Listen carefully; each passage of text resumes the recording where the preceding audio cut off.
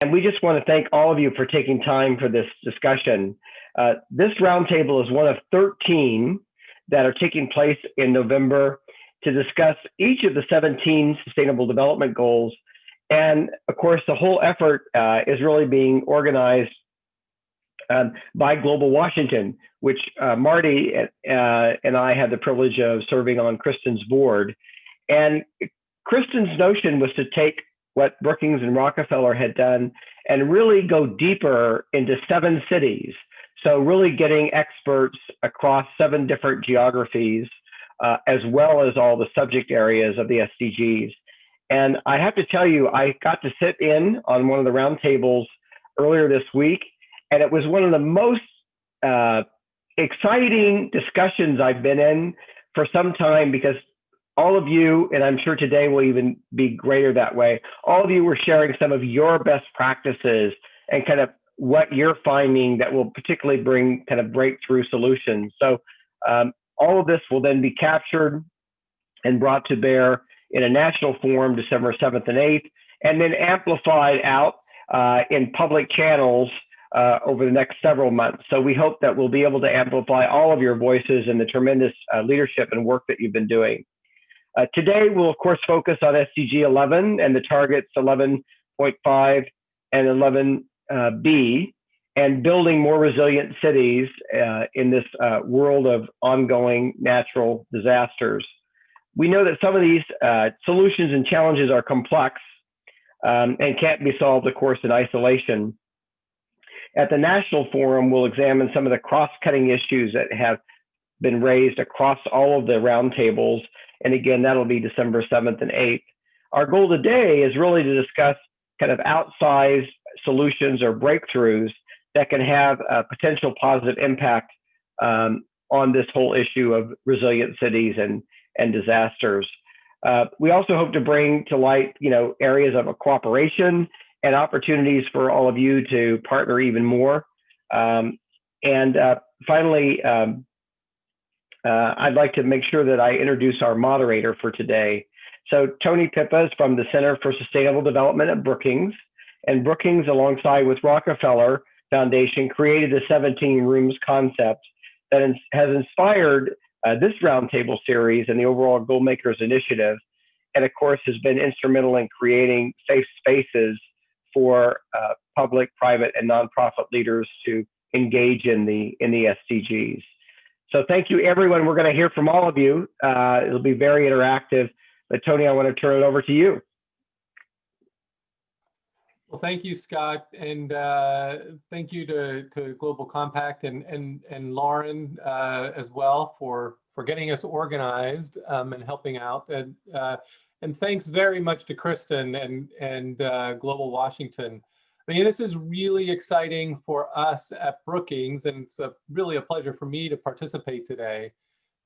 As Scott mentioned, Brookings and the Rockefeller Foundation 3 years ago now just started to experiment with this format that we call 17 Rooms. And it started around the UN General Assembly, and we thought, UN General Assembly is a place where leaders, global leaders, are coming together.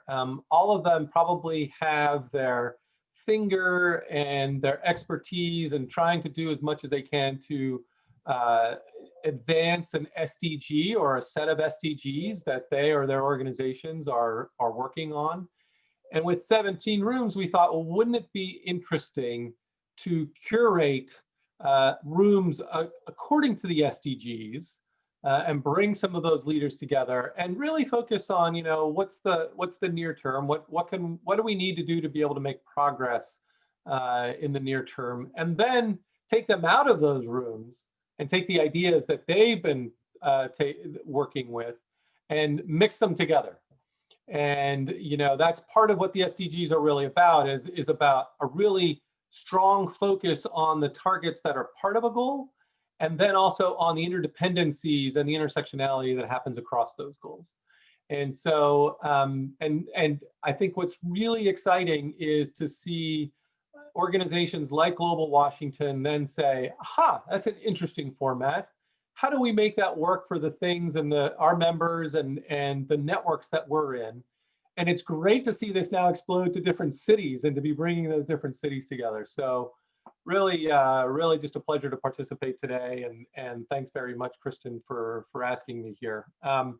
And some of the work that I do at Brookings is focused on local implementation of the SDGs and what cities are actually doing to be able to make direct progress, and how they use the Sustainable Development Goals as a way for them to be able to advance social and economic and environmental progress at the local level. So I'm really interested to hear your perspectives today, and to do a lot of listening and learning and thinking through about what are the key ways in which we can take these particular targets that we're focused on today further. So that's enough of me talking. Before we get underway, I mean, we really want this to be a conversation today. This is not a set of presentations and Q&A. We do have some people who will start us off with a few thoughts to prime the conversation, but those are conversation starters. Those will be short interventions. And I really just encourage you to think of this. I mean, we can pretty much see each other at this size group. Think of this as a conversation. We're together around a round table, and we want to sort of get that kind of momentum today as we go back and forth. We're under Chatham House rule, so feel free to use this information, ideas that come up in the round table, but we don't want the identity nor the affiliation of the speaker to be revealed, or the participants. Keep in mind that if you feel comfortable and often voice your opinion, make space for others. And if you're unusually quiet, make sure to come forward. And I might help with that a little bit throughout today as well. But sort of the principle that we use for that is make space, take space, depending on where you fall on that particular continuum. And just keep in mind that as you're speaking, it's easiest, I think, for our digestibility to make one point per turn. We're not thinking that everybody's only going to get one intervention. We really do see this as a conversation. So don't feel like you have to put everything on the table all at once. Keep in mind that you might be able to come back and continue to participate as we take the conversation forward. One thing I guess I would say is what I do in person is, if you have a point and you'd like to come in sort of ahead of the line because it builds on a point that a person is actually talking about right now, you can kind of let me know with a two finger, just sort of make a two finger. That way I know you wanting to add on to a point that we're taking on right now, versus something that we're, another point that you want to start, sort of another thread of conversation. And I'll keep my eye out. You can both raise your hand to get my attention to come in. You can feel free to use the chat as we're going along as well. And as I see comments in the chat, I also might bring you in. And also feel free to use the raise hand in the participant list as well. I'll try to make sense of all of them, but they're all there, and whatever you're comfortable using, I'll try to keep track of. Sound good? Are we all good? Yeah? Well, let's get underway. And Scott sort of, as he said, we're focusing in on SDG 11 around cities and the resiliency of cities, because we're really focusing in on SDG target 11.5, which aims to reduce the adverse effects of natural disasters on a community's livelihood and economy, and the means of implementation target that sort of goes along with that, 11B, which is around increasing the number of cities and human settlements that are adopting and implementing DRR policies into their development plans. And so the questions that we're thinking about here is, how can we better determine the risks for our communities and effectively utilize those risk assessments in our future planning? What's the role of US-based NGOs and companies in reducing those risks and outcomes of natural disasters in low and middle income countries overseas? And how do we ensure inclusivity and accountability from governments when they're implementing such plans around risk reduction? So those are sort of the larger framing things that we hope to be able to get at today. I guess the one thing I would say to keep in mind is there's both the problem, and so you may have comments to talk about how you see the problem and are perceiving the problem and reactions to the problem statement, and we want to build that out. And then we might have, and then there's interventions around solutions as well. And what are those kinds of solutions that we ought to be thinking about, especially to get at scale and address the sense of urgency and the immediate actions over the next 12 months. So we're thinking about like, what are the key things to drive into here over the next 12, 18 months that could really have an outsized positive impact. So before we get underway in the discussion, let me, Kristen, anything to add? What have we covered where we want to go? Yeah, definitely. And again, we know that we're not going to solve all these issues and complex problems in 2 hours. So I just really want to emphasize this is a starting point. Global Washington is committed to continuing these conversations, continuing the bridging with other communities. So just starting this conversation is success for today. So thank you all for your thought leadership. Again, we'll pull this all into our national forum and things going forward. So thank you. Great. Well, I know we've talked to a couple of you just to help us get the conversation started today. So I'm going to call on Kristen Stevens just to help us get underway. You know, she'll speak for these conversation starters will be just 3 to 4 minutes. And so we don't want to, again, we don't need to put everything on the table. And Kristen will help us model that by being short and succinct to get us started. But Kristen, and you're from Americas, from your perspective, have there been improvements in risk reduction over the 10 years to mitigate the impact of natural disasters? And where do you think we're still falling short? So just a few points, and then I'll turn to Abe next as well. Great, thank you very much. Thank you for having me.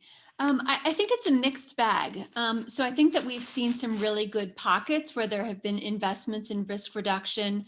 And it's, you know, it's varied from, you know, whether it's large scale, you know, land use or education projects or things like that to very small community-based projects. It's very much a mixed bag.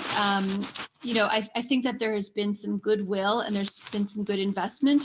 One of the big challenges I see, though, is that people continuously plan for the last disaster.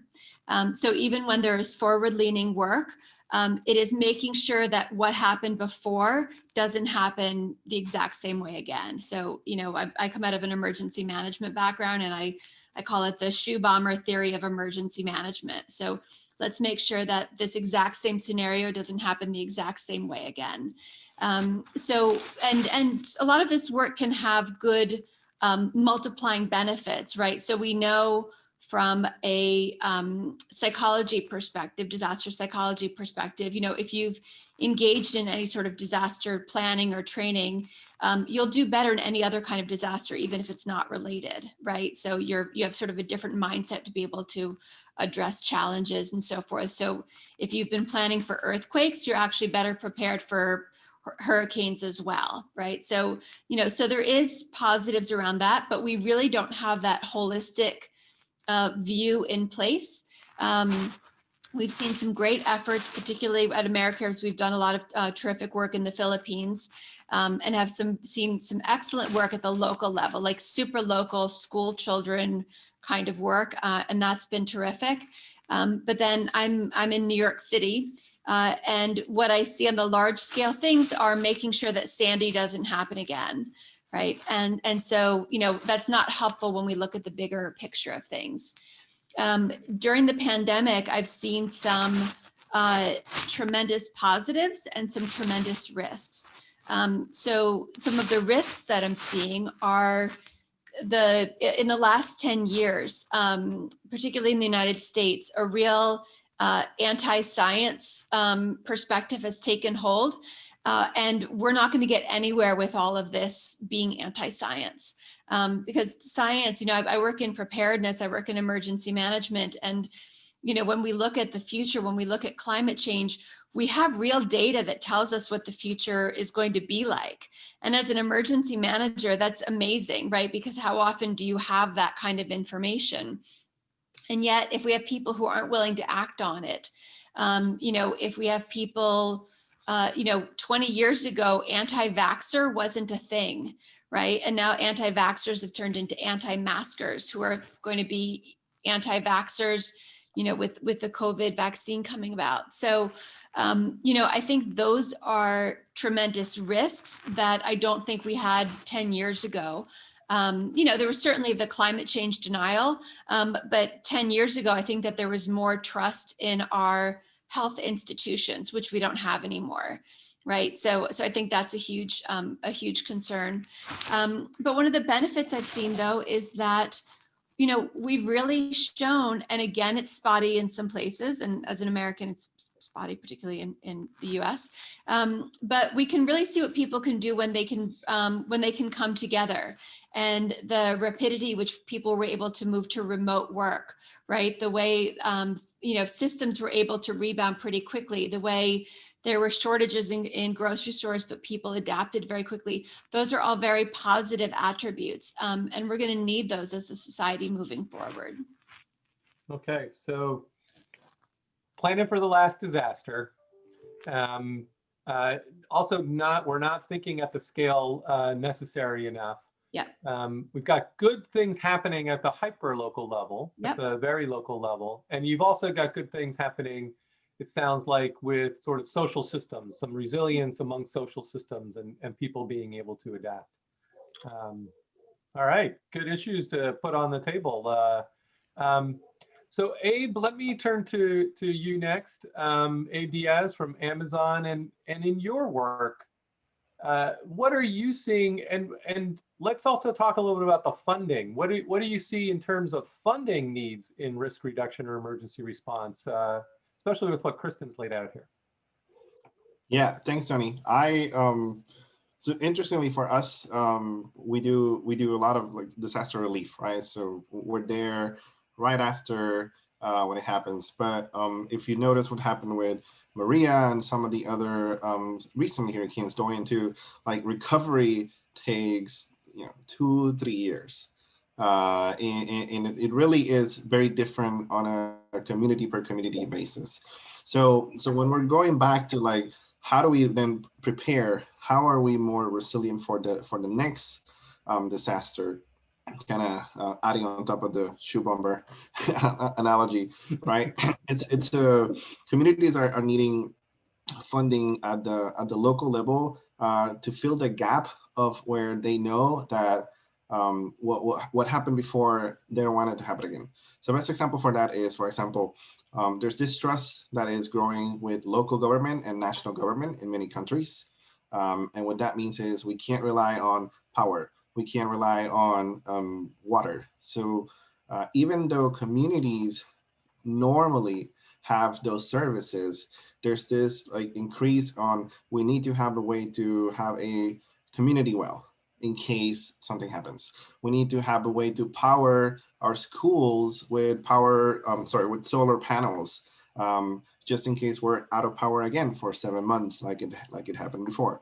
All right, so for when we look at now the profile of corporate donors, right, it's unlikely that many corporate donors are funding those really hyper local initiatives for resilience, because it's just too much. It's really hard to handle, right? There's no portfolio management. There's no national organization we can work with, right? So many of us have a global footprint in organizations like for example Andrew and Direct Relief, right? Like you can work with an organization at the national level that has those roots, but at the end of the day, we also need to find a way to provide that funding to those local communities, and that's the gap.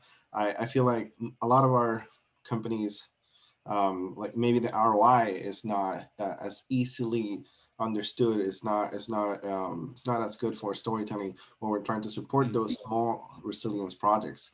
That's what I've noticed, at least from my end. Oh, that's interesting, because that's in some respects that echoes. mean, Kristen's saying about the important work that's actually going on at the local level, but getting the resources to the local level to actually support what's really happening, it sounds like a challenge, especially for those large global funders, those who want to have a global footprint, those who want to work at scale. You want ROI, you want to be able to show outcomes and impact at a certain level. It becomes actually a bit of a bottleneck and yet and building on, I also wonder, and maybe this is just put a pin on this for later discussion, but what Kristen was talking about around science and around trust. I mean, the interesting thing is trust happens more naturally at a very local level with people working together. And it's also a way to build trust up from the bottom up of institutions as well. And so I can also see it actually being difficult if you're not getting the resources to that level of what does that mean around trust. I mean, to your point, recovery takes 2 or 3 years. So building resilience is not just about getting ready for the next one, but it's actually recovering from the one that just occurred. So Carla Pena from Mercy Corps, let me turn to you, and that actually I think is a good segue into in the work that you all do, building on what Abe was just talking about. Like, what are the 1 or 2 effective ways to build resilience in cities that you're seeing? I mean, he talked about sort of work happening at the very local level. What does that mean in terms of the local government structures, and how should we be thinking about what the interventions are that actually have real value for cities as they try to build that resiliency? Hi, Tony. Thank you for the opportunity. Hi, everyone. My name is Carla. I'm from Puerto Rico, Mercy Corps Director. I've been a community facilitator, program manager, and now director. So I hope that the recommendations and information is useful. So to answer your question, Tony, I think a critical area is community participation. And that's something that we might hear a lot, but I want to detail more based on my experience. So when we talk about community participation, I think it's really important to start from the grant, for example, from the funding opportunity. How can we engage community representative in the design of a funding opportunity, for example? How can we engage community participation in the identification of needs, of risk, of capacity of a community? So when designing an intervention as well, it's really important to have that community participation. It sounds like it's something easy, but it's not. Many times it's intended, but it doesn't happen in an effective way. So I think that is really important. And it's linked to how can we address systemic change. So for example, what Abby was saying before, I think that's a good example of how we can address a systemic change. When communities are engaged in the process in each step of the way, and they get access to the resources in a way that there is a systemic change. For example, in Puerto Rico, we've been working in a community resilience program where communities get solar energy system, they get connectivity systems in a way that the situation is different than before. Now they have the resources, they become a collaborator for the government in that emergency response.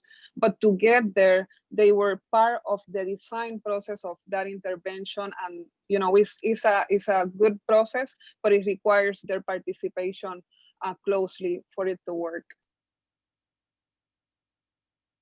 Thank you. That's every. Let me just actually just sort of a follow-up question to that. So that community participation, is that something that you're helping the government facilitate as well? Are you helping them build the muscles of how they actually then design interventions with and through community participation?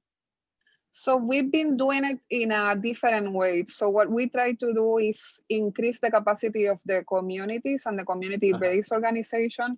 and the community representative or leaders in a way that then we facilitate some spaces where the government officials and the community representative get together and engage in conversations. So that's what we've been doing, and it's working out well. Okay, great. Well, Cameron Burge, Microsoft. So we've heard a lot actually about in both the sort of the hyper local and involving the community. I mean, in some respects, those are similar dimensions of the same thing, that the response is local and resilience starts at the local level. Give us some perspective in your experience. How does technology play a role with the things that we've been talking about here and in assisting in risk reduction over time? Yeah, I mean, thanks for the question, Tony. It basically building on what Abe pointed out, we do a lot around response, and we do a lot on, you know, when we see that disaster happens and going in and providing assistance. And we definitely see some trends and some common things that take place that if they only happen in before the emergency, how much better the emergency response can go. And some examples are like right now in Honduras with Hurricane Eta and Iota response, we are building for the local government a information aggregation on the 1,000 shelters that are there. So what are the needs of the shelters? How do they feed that in, and how to match that to resources that are available? And this is not the first time we've built these solutions. We do it consistently, depending on where in the world we are. And so what does it look like to have those all in place beforehand, have those all ready to go by local government, either at the really local level or even at the national level, so they can better respond and better prepare for the events coming up. And that's where we really can see technology having an impact to provide these tools to the ones that have to do this work.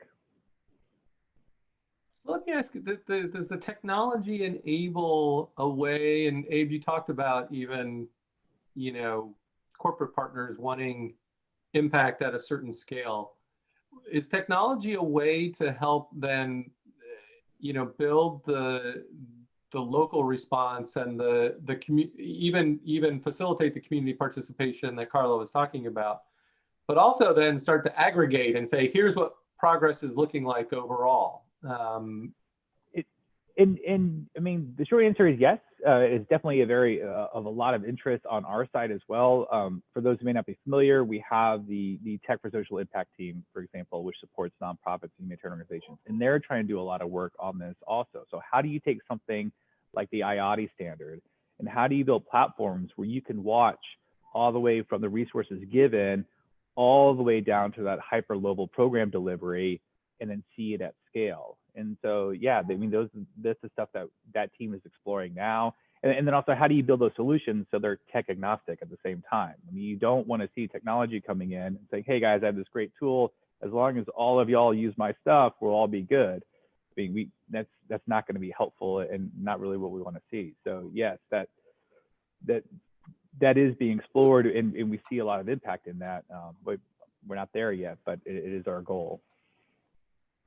All right, that's helpful. So I've got a lot of issues put out on the table here. I mean, one is we're always planning for the last disaster rather than thinking forward. And to Abe's point, recovery even takes time to begin with. So you're doing recovery at the same time you're trying to improve prevention and resilience to the next disaster. We've got the tension between local and then sort of national, global, or different levels. Where local is where response actually can be really powerful, yet getting resources down to that level, as well as thinking about what scale of impact looks like, can be challenging. And to Kristen's point, we've also got, you know, sort of science and trust under pressure, trust of institutions, scientific approaches. So what do we make all of this? You know, who's got some comments? What does this provoke for you as you're thinking about it? And as we think about like the next, what are some things that we ought to be thinking about to help us really advance this particular goal and these particular targets over the next 12 to 18 months? So I've got Christina and then Andrew, and just either raise your hand in in the participant list, or let me know, and I'll keep a list, and we'll get the conversation going here. Yes, thank you for including us in this conversation. I kind of wanted to pick up on the strands of trust and then community participation. Obviously, we may And be. Christina, let us know where you're from, because I don't know that I everybody was knows just each about to other. say, obviously, we might be the only faith-based organization on this call. So I'm with Islamic Relief, and we work internationally, across the globe and here in the U.S. In disaster response and also in the DRR space and development in all sectors. But especially in this space and pertaining to what we're talking about specifically today, we're obviously working with local communities and faith communities. So that's the trust part. In skills training, cash support towards resiliency projects and helping them develop their own communities at a very local level to be prepared. I also wanted to mention just in terms of inclusivity. So I didn't want us to kind of ignore that whole faith aspect and the importance of those communities in this work. But in terms of the community inclusion as well, I was able to participate actually with Interaction, and I know Patty used to be there and she's on this call as well. A couple of us went to to the UN Habitat Conference in Quito in 2016. And one of the things that really stuck out to me in some of the different sessions that I was attending and some of the civil society groups was the lack of participation of women. So we haven't talked about gender yet, especially in terms of some of this community and urban planning.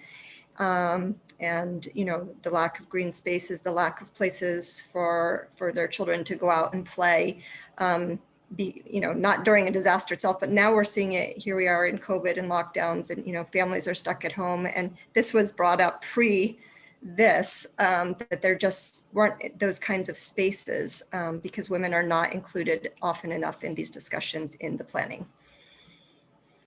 All right, that's so great. So faith communities, which also can help with trust, and then in the importance of the inclusion of women in this planning as well. Two additional issues. So Andrew, and then I'm going to go to Arantzu and Jonathan. Thanks, Tony, and really happy to be here today. Thanks for the invite. I'm with Direct Relief. We're a 72-year-old humanitarian aid organization that focuses on medicine, medical distribution. We work in 100 countries and all 50 US states, specifically focusing on distribution of pharmaceuticals, prescription drugs to underserved, underinsured folks around the country and the world. And I think picking up on what Cameron said, I think because we work every day to support those who are vulnerable, we also then respond to disasters. It's almost a false distinction. They're the same people. We know the people who are going to be hit hardest in a disaster because they're the people who struggle every day.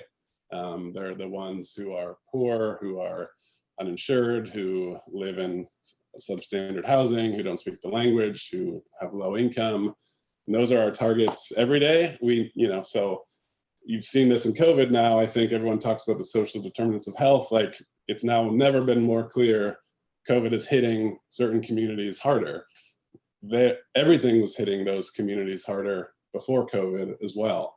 And so it's strengthening those folks that serve those communities.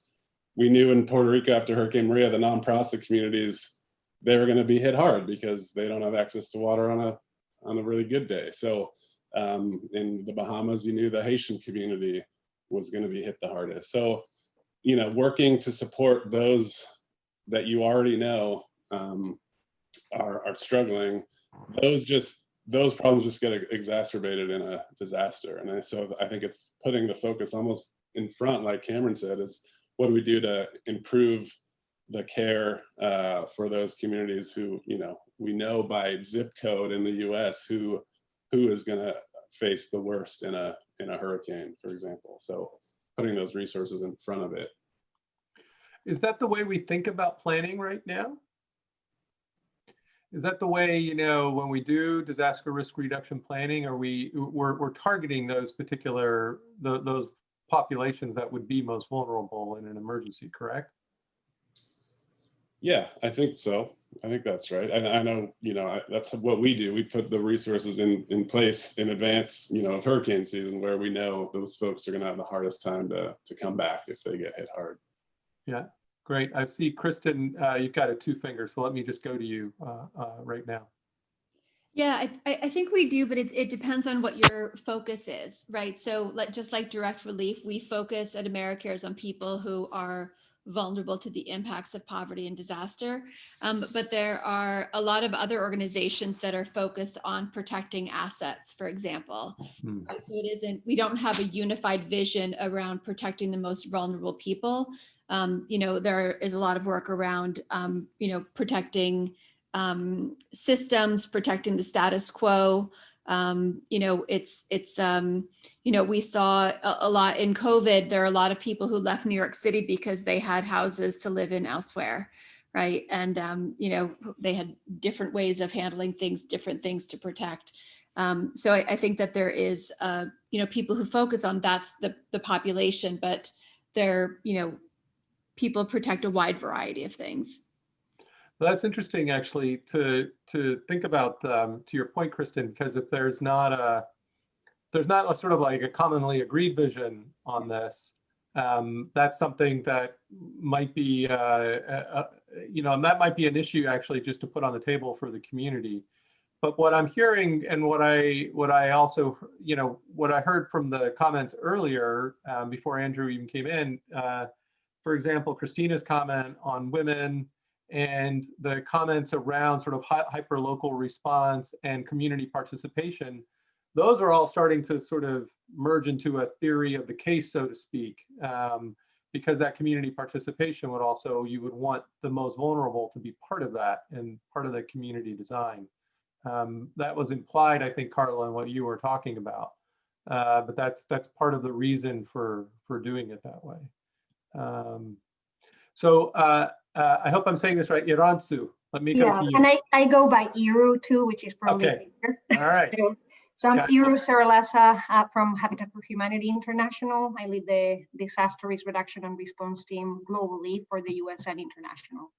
So I think we're talking about cities, and we're talking about resilience of cities, and thinking that 3 out of 5 cities in the world are actually at high risk of disasters. That's a big amount of the population in the world. It's a large amount. And then when we think about cities, 1/3 of the urban population lives in slums. So when we're talking about who are our most vulnerable people, it's perfectly identified. We definitely need to be looking in how, if we want to make an impact on Goal 11, we need to be focusing on the most vulnerable among the cities that we serve.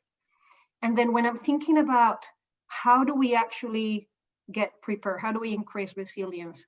Yes, we all respond to disasters, but that's too late. The disaster has already happened and we need to be working beforehand. And as Christine was saying, we prepare for the last disaster, but not for the future one. And I think we need to start looking at how can we support the systems to prepare before disasters at different levels. Obviously, the governments are going to be looking at how their readiness works, but the communities are the first ones to respond and are the first ones that need to be prepared. So unless we shift the focus to before the disaster and work with communities to identify the risks, be aware of the risks, and then if we think that within cities, most of the built environment is actually housing, how can we help communities to identify the risk that their housing stock is actually facing when they are in a high disaster area?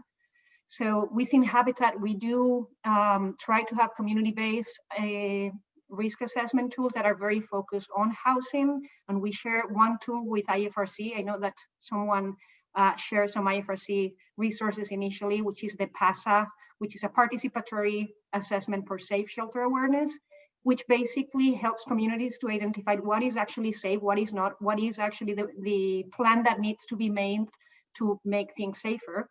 And that can help them advocate at a higher level to either funding or their government to actually take action.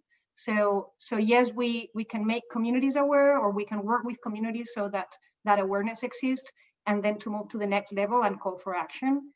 And one of the most exciting pieces that I think for this tool is that is now shifting from a very general tool for assessing risk at the community level to actually be very focused on youth and to harness the strength of youth to actually be change agents. So the whole tool has been now being kind of redesigned so that it's addressing like the way that youth would actually look at it, and is relying on technology. When I'm thinking of what a technology can do for you, I mean, there is risk mapping that is happening at the government level and at a global level that doesn't reach the communities. Communities in some cases don't even know that they are next to a fault zone. How can you connect those pieces before a disaster to make those connections so that people that are going to be at the center of a disaster are aware and can prepare before? I think there's a huge information gap, and we focus too much on just the response, while there's so much that could be done before by shifting funding into getting ready for that. So that, I think that's actually really exciting. And again, you know, we've got the balance again, like you were saying, local versus national, global. How do we actually get down to where, and it sounds like technology, harnessing technology can be helpful with that. And you were also even talking about how it turns into collective voice and a way to influence the actions of governments. I guess a continued question though, and it's something that, you know, even Cameron and Abe brought up, is like, how do we get the resources before like we're all about disaster response. How do we get the resources deployed early so that we're actually building this resilience I as think well? we need to talk about it. I mean, when you think about COVID, what everybody was talking about at the very beginning is like, who has a business continuity plan? And all of a sudden, every company was like, oh my gosh, where is our business continuity plan? A business continuity plan for a community is a disaster preparedness plan in this case. So if we cannot extrapolate that and say, we all have been going through COVID. Every company has had to face this risk. Imagine what that means at the community level that doesn't have the resources that all of the different companies are, or even the government has. I mean, I think there's so many silver linings of COVID to actually extrapolate and be like, you're warned. This is what is happening. So. Well, I've got Jonathan next, and then Emily, and I saw Fatima wanted to come in as well. Thanks, Tony. So I wanted to introduce the concept of social capital into the conversation, because when we look at the driver of resilience in mounting evidence, it's this concept. So whether it's Daniel Aldridge's work at Northwestern on post-disaster response, or it's Tango International's work with USAID, or it's the World Bank's work, this idea of social capital, which refers to the norms and networks of cooperation, is really seen as the thing driving resilience forward. And it has three components. One is the focus on bonding within communities, and these can apply within large cities as well. How are they increasing their psychosocial support, their asset sharing, their information sharing, their group networks to respond to crises? The second concept is called bridging. And how are you bridging across communities within cities that are disconnected economically, politically, socially, so that there's more access to information, transportation, assets, economic activity, etc. In some cases, these are going to be divided communities within the city as well. So how are you applying conflict resolution, peace building, or what have you in that space as well? And the last concept, last term of this is linking. How are you linking grassroots efforts of resilience to formal institutions? So government ministries that can provide service delivery, rapid response, emergency protocols, alerts, etc. But also banking institutions, which comes a little bit to the financing. How do you support that kind of capital? And so this becomes, I think, a really good organizing concept for some of the discussion already about the macro and the micro, linked to some of the evidence that we're already seeing in this space, and it's sort of an agreed term. It's important, I think, to try to elevate it now within the larger SDG conversation, because this has been the year of human capital, investments in productivity, productive capacities, and health, but we're losing some of the social capital in there, and that's really fundamental. If you don't have that in place, and you're not intentional about it, you're going to be in the tall grass when it comes to this. And I should sorry, it's Jonathan Papalidis. I lead on for Vision. There you go. Great. Thank you. So that's actually a helpful framework for us to be thinking about, because it captures a lot of what we've been talking about. The bonding, bridging, and linking. I think we've touched actually on each of those dimensions as we've been having this conversation, and what we've been talking about in terms of the local as well as the prevention versus the in the throes of the disaster. So that's actually it's a, and so and even to what Yuru said beforehand, I see sort of reframing language or using language to sort of capture these concepts as an important way to shift the conversation, so to speak, or to shift the way in which we think about this, and maybe to shift potential partners' conception of this as well. So let me come to Emily. You had your hand up. Yes, thank you, Tony. And building off of that a little bit and going back to Christina as well, I just want to submit that faith-based organizations and global organizations working with local faith communities have a very strategic role to play in this, because they are naturally bonding, bridging, and linking communities already. And generally speaking, local churches, no matter the flavor of faith expression, generally speaking, they're often entities of trust. There's already inherent trust in working with them in the community. And so when you think of the criticality of hyperlocal response to effectiveness, yet desire for scale, there's a very strategic opportunity in working with large faith organizations who have that inherent trust, boots on the ground, people in the actual context, and the global organizations working across those broad faith communities are a leverage point for investment to be able to reach out. For example, Tier Fund, who I represent, in the past decade, we have worked with 150,000 churches across 50 countries at different levels of engagement, but in this church-led community mobilization, community transformation model, where the church is partnering with community leaders and community members to envision systems they want to change in their own context. And as we've learned through that, part of our work is moving more and more to building in resilience building work in all of those mobilization activities, have conversations around resilience building, because I think part of what we're talking about is not just responding to the last disaster, but building for the next. And that has to happen through ongoing development efforts and ongoing relationships and people in community and trust relationships together. So I just want to bring in just the emphasis on faith-based communities and the strategic placement of them in this conversation. Yeah, that's great. And also to your point, you know, to be bringing in the resilience conversation and the disaster risk reduction conversation into development work, right? Like to situate that in the development work. So it's not an after the fact always. Exactly. It's not that the disasters happen and now we're thinking about what we're going to do the next time. Yeah, it has to be inherent to the ongoing work, Yeah. whatever the issue is in context. Yeah, that's great. Fatima, I knew that, well, Jonathan has the two finger, and then I'll come to you, Fatima, okay? You're on mute, Jonathan. Didn't work. I raised my hand instead of unmuting. I think this is where the idea of foresight comes in really critically, in the sense that we really don't know the path of what's going to happen in the future.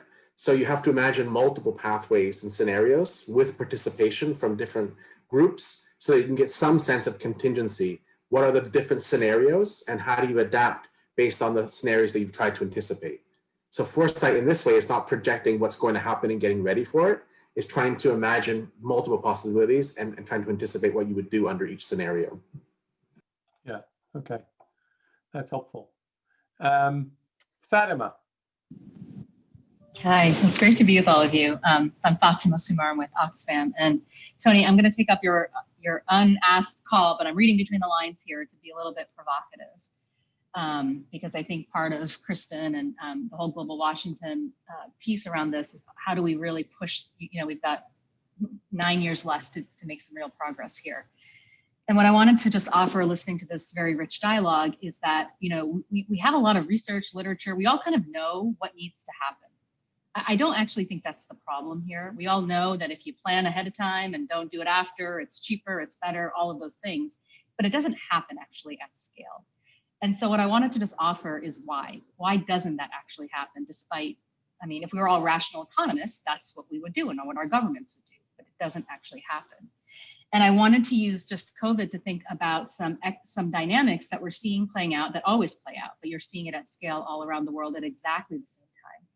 And it's about things we don't always talk about in these spaces, but at Oxfam we talk about all the time, so I'm going to bring it into the room, which is the dynamic of power. And we're talking around it when we talk about inclusion and gender and who's in the room. But what we're really talking about here that has to be fundamentally different is shifting a power dynamic. that is very difficult to do, particularly in urban areas where power systems are very, very entrenched. They're entrenched in business systems, education systems, healthcare systems, transportation systems, right? These are entrenched local interests that have gone on for generations.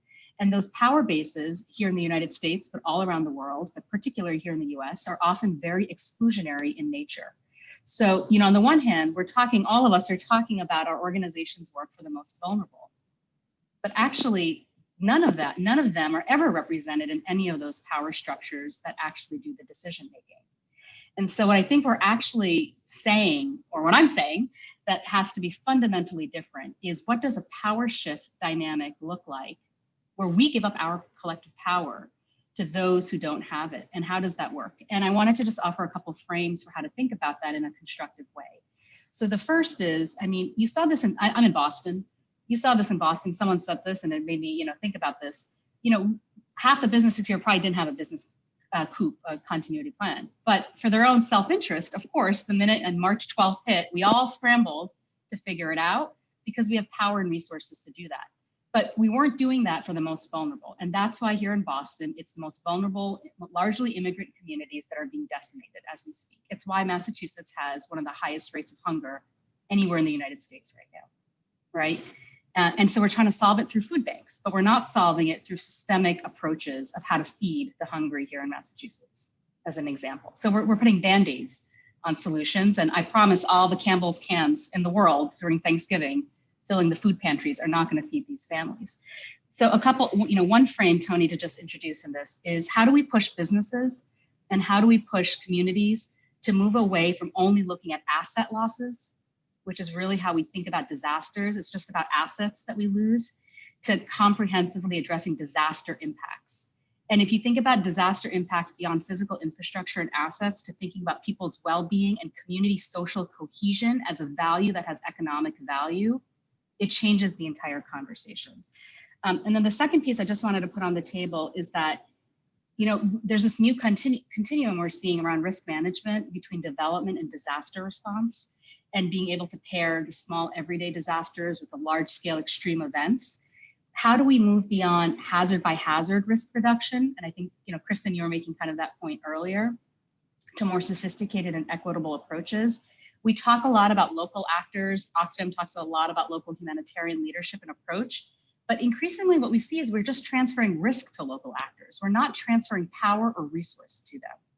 So we use them and we use their names for all the reasons in our grants and in our work that elevate the role and the voice, but not the power and the response. So I think, to me, I just wanted to say those are some of the challenges I see of where we would have to make progress really at scale over the next 9 years to unlock a lot of the things we're all talking about. Thanks. Just for me, can you just say a little bit more about transferring risk versus power? Like, we're transferring risk to them at the local level versus power. What do you mean by that? So like, let me give an example. How does that play out? So let me make up a really, you know, bad example on the spot, which is Hurricane X hits Central America, right? As it is right now, multiple. And we say we're all working behind the scenes, whether you're an NGO, whether you're on the philanthropy side or the private sector side wanting to support. And we put together a grant, right, that basically says, you know, X is hitting for our emergency response effort. We are going to help fund communities in province X, Y, and Z. And we name local actors that we are partnering with in all of these spaces. Right. In a lot of these spaces, actually, they're not the ones designing the intervention, even though we know they should, but they're not the ones, because we've got, you know, 3 hours or a day to put the grant together, to bring it to a Microsoft or an Amazon or Gates, get it funded, get it out the door. But then the communities are the ones that have to deliver against the term of the grant. So we transfer all the risk from US-based corporations, philanthropists, funders, NGOs, to the local communities to actually deliver upon it, right? Although they're not the ones in systematically. Now, each organization, we each do it our own way, but as a systems-based approach, they're not in the driver's seat to design the intervention themselves. But they're responsible, they own the risk, right? But we own the power to make the decisions, whoever we is in this example. That may be a bad example, but that's one way to think about it. No, that's really helpful. And it also raises the point, they don't have the political power. Like they are more or less influential sometimes, depending on what kind of decisions are actually getting made as well at the government level. Sorry, just Tony, one last, I just did 3 days of this racial equity training, so it's mind blowing on my mind. I mean, just in the US, I mean, that's why on issues of race, that's why Black communities, Latinx communities, immigrant communities are facing the brunt of this. That's why, you know, it's from the very get-go systematically, they're excluded from any of these spaces, right? And now we're doing the catch up of now, how do we address the healthcare costs, the financial costs, the unpaid care costs? And it's so expensive because on the front end, all of the systems are exclusionary, not just the policy papers or the diagnostics. Well, that is very provocative. So thanks for putting that out there. And actually, I think it, you know, even echoes back to some of the comments that Jonathan and Christina and others were making. How do we then take the frameworks we were talking about around local and participatory communities and women and those things and connect it up to power as well and shift our thinking around what that means. So I saw Christina, were you coming in on a 2-finger? Is that? Yeah, I mean, I want to concur fully with what Fatima just said and all the systemic issues, and then just add further to that, you know, in addition to the exclusion that she was just mentioning, you also have the fact that, and it's been pointed out a little bit in the chat too, that most of these communities are also in environmentally unsound places on top of that. So in a, you know, a Hurricane Katrina type of situation, they are near, you know, the dirtied waters and the polluted areas, and similarly, you know, people on the most vulnerable areas environmentally as well, they always get pushed to those areas. So nice. Good job. Yeah. All right. So I think I had Kristen next with your hand raised. I think Emily was before me. Oh, is that right? Oh, sorry. Yes. No, I spoke earlier, so I'm good. Ah, for now. okay. Sorry, it's an old hand, sorry. Yeah, so you know, thinking back about the piece around science and research and all of that, and then building on what Fatima is saying around community linkages, you know, one of the challenges I have is there is a lot of good science out there. There's a lot of great science out there, a lot of great research being done. But the connection to what do you actually do with that is a huge gap, right? So it's not just these, you know, post-disaster coming into a community of like, what do you need, you know, program-wise, right? But when research is being designed, it's not being designed necessarily in a way to solve issues that communities are having. So a recent conversation I had was with an engineer who specializes in coastal engineering, climate change, and then a physician who specializes in climate change and health. And so we're talking about sort of opportunities for collaboration and all that stuff. And I was talking about some of the challenges that we were having, and they came up with this idea. We were talking about like data and information, and they're like, well, the data sets we have, like we can overlay the hazard information with the health impact from those hazards, right? And then we'll have a lot more information, right? And then my answer was, well, what does the community do with that information, right? So I was using the example of some of our health center partners in the Philippines. We've done a lot of work in Leyte, and you know, and so they're giving me an example. They're like, well, what that can tell them is that, you know, a typhoon comes through and they're going to have much higher numbers of respiratory illness. And I'm like, well, they don't need you telling them that, right? Like, that's not, what's the added value? Like, it, you know, and, you know, and they were already onto the idea of like our NSF proposal. And I'm like, well, hang on, right? So I think that when we think about like the linkages, right, and linking communities to, you know, the systems and organizations, when we think about, you know, we can't just be asking communities what they need, you know, post-disaster, right? So, I mean, I think a great opportunity is to be able to harness these research opportunities out there, all of this science, but really figure out, you know, what are the meaningful research questions to be asked?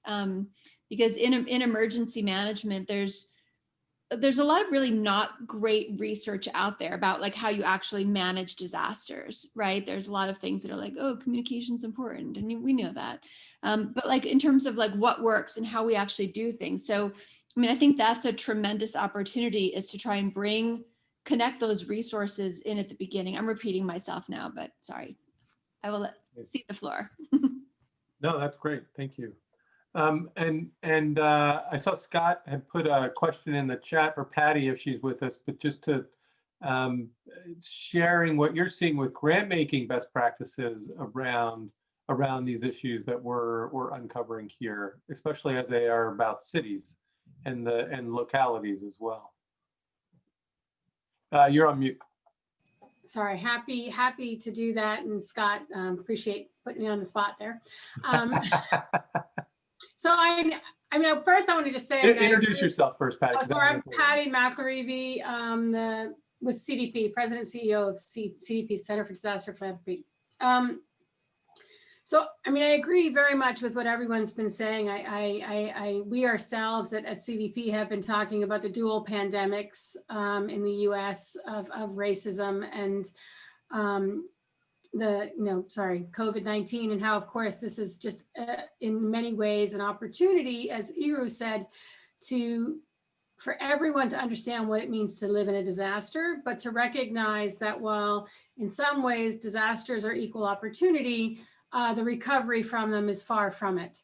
And so to ensure that narrative is going out and trying to really point that out, I think we have a real moment in time, both for CDP as advisors to philanthropy, but also for yourselves as operational agencies, to really bring that message home to your donors, to really explain and remind them that recovery will be very different. And there is a narrative. I do think there's a big difference between listening and hearing.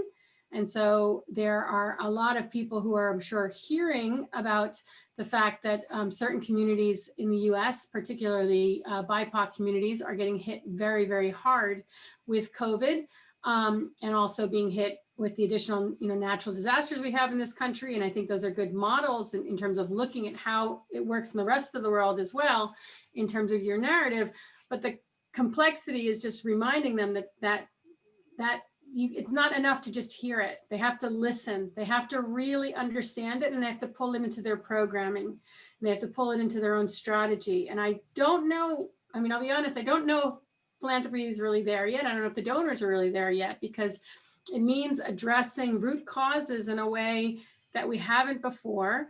I think the humanitarian development nexus, I mean, those who knew me from Interaction Days will know that it gives me hives, the whole idea of that concept, because what it is humanitarian is often, disaster response is often resolving development failures.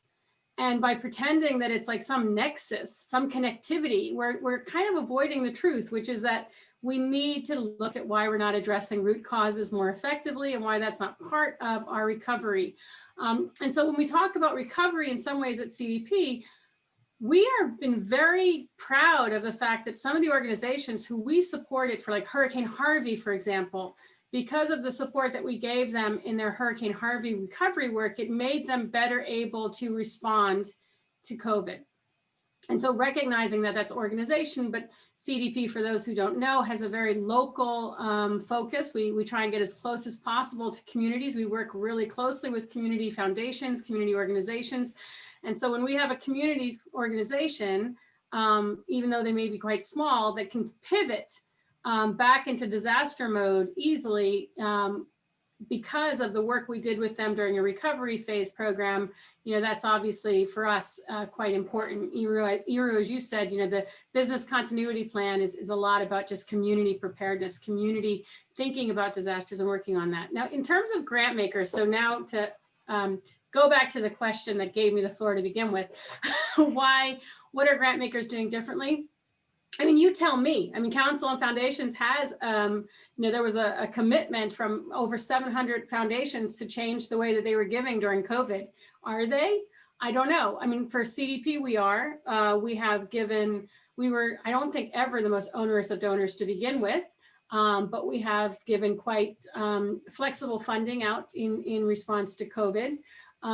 COVID-19 was the first time we did response programming. Normally our funds are entirely recovery phase, but knowing that COVID was going to last a very long time and that to ignore the response phase would actually result in very much more complicated recoveries, we made a strategic decision to have it be response as well. And we've seen some really incredible programming come in. And this is where I think the most important lesson for not I think in terms of like institutionalizing it and really embracing it for us is to recognize that we had to really listen to the community about what they wanted and what they needed, and not what we thought as disaster experts they required, or what we thought the donors wanted them to have. And so, for example, we funded a program that was census counting, and you could say, how is that connected to COVID? Well, the organization justified it to say, this is the reason our community is getting hammered with COVID is because we don't have the assets we need in our community for health.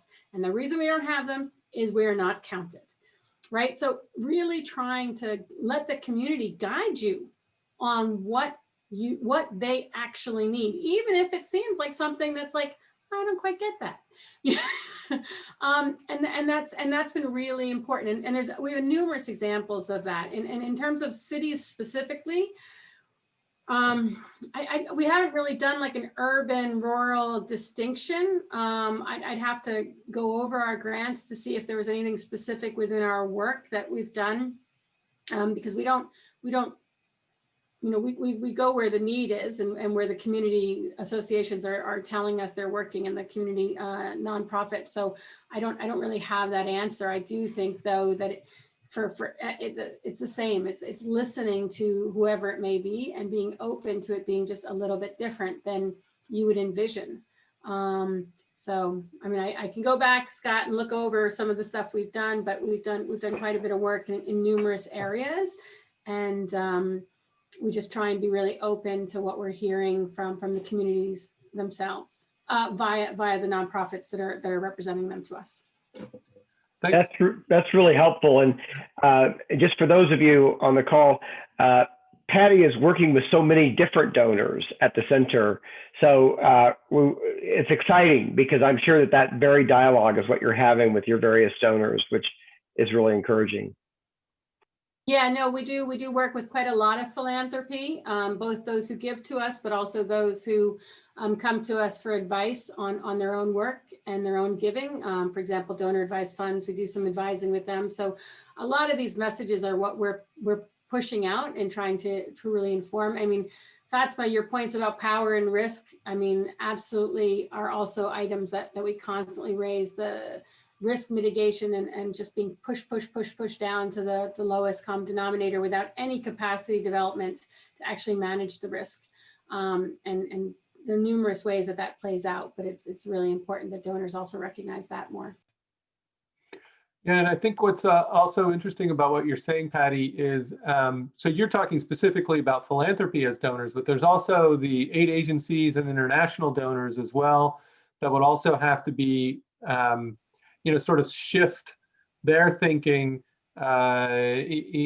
in some regards, as well as I mean, there's and corporate. I mean, and Abe, I saw that your hand is up, and we'll come to you. But even the corporate sector as well, that's actually partnering on some of these particular responses.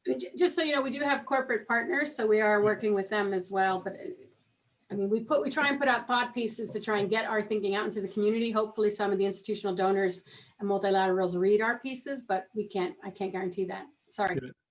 Well, let me go to Abe, and then Marty, I want to come to you because you've also put some a comment in here that I think it would be good for us to expound upon a little bit. But Abe.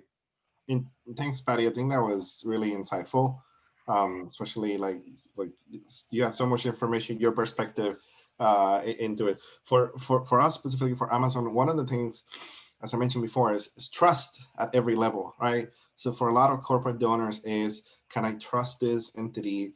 What happens if I donate and a year later something horrible in the news comes up? So what we've done is sort of pushing that risk to our employees and saying, hey, you guys know these organizations, you work with them. So we have a network of employee champions, we call them, which are people who are either part of the board or really active in organizations all across the globe.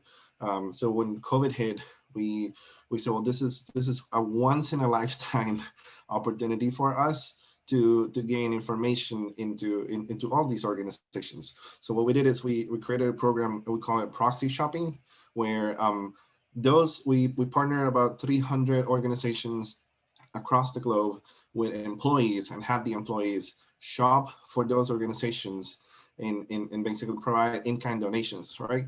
So it was a grant that was given to all of them. Now, the benefit of this is our employees are working directly with the organizations, and we're noting down like what is it that they're ordering, and it helps us gather that data and understand like, well, here's what, like you mentioned, here's what we think is needed as our past experiences have taught us, and here's what's actually happening.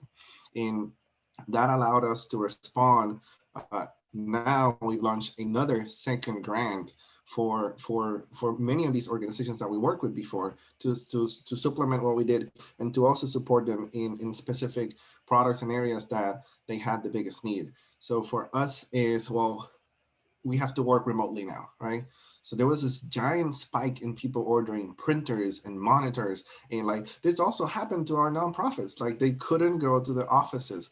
So for us is finding ways from the corporate side to leverage your employees, your assets, to gain that trust that you need, to get the information from the organizations that you have, and then you can support them in the needs that they have, not what you think that they need.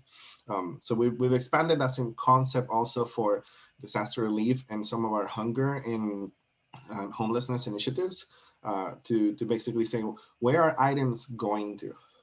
Right? So a lot of the times we work with organizations and they have regional warehouses or regional distribution centers, and we get goods there quickly, right? Amazon can get stuff there quickly, but then it takes 30 to 60 days for those items to get to where they actually are needed. We're trying to flip that model and say, don't ask me for 10,000 tents. Ask me for, a smaller amount, but then tell me where they need to go. And we will do that delivery directly to the people in need. And with that, we've been able to cut the time of distribution by orders of magnitude. So if I can say something is leverage your employees, gain trust however you can, and use that data so you can move forward, because 2020 was the craziest experiment in my life.